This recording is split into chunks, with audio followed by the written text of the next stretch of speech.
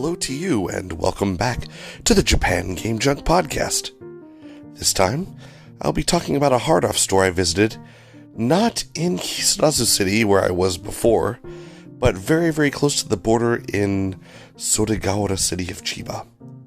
And this hard-off is kinda small.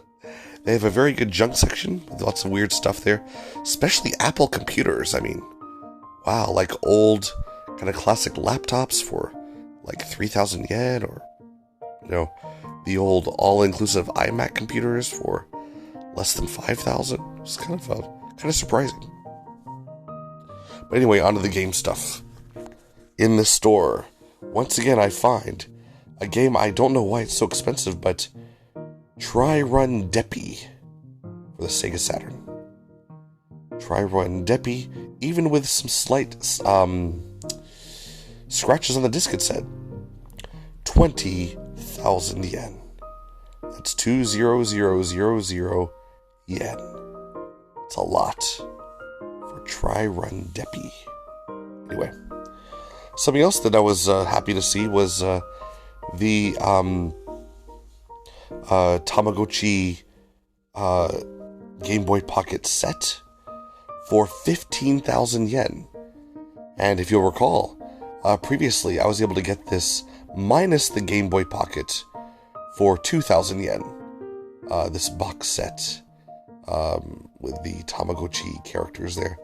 Now, the thing is, inside that box set, it's just a pink not Neo Geo, sorry, that's way off.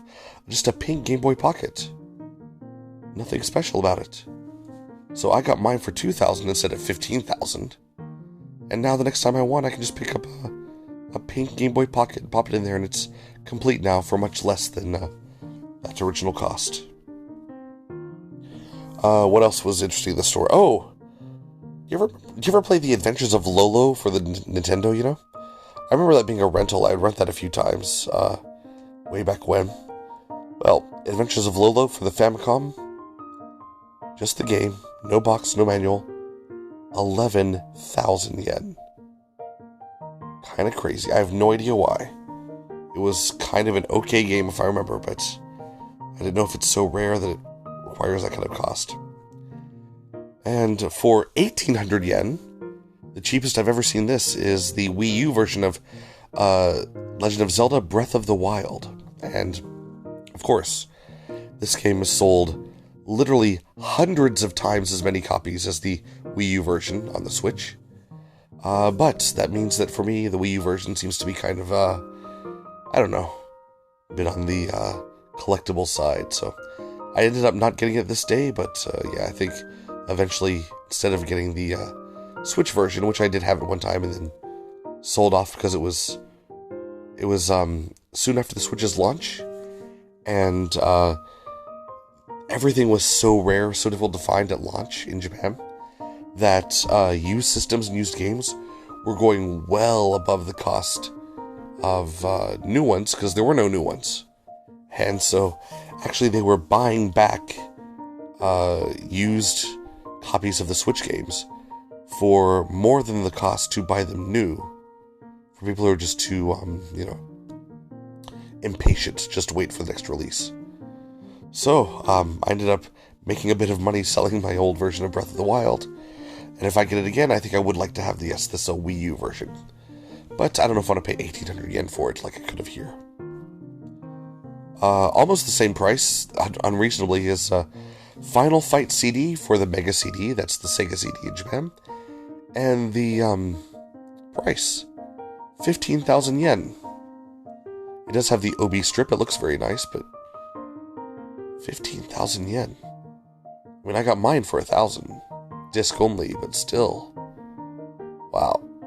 But hey, if that's the kind of stuff you want, then go ahead and come on over to the Sodegawara hard-off in Chiba.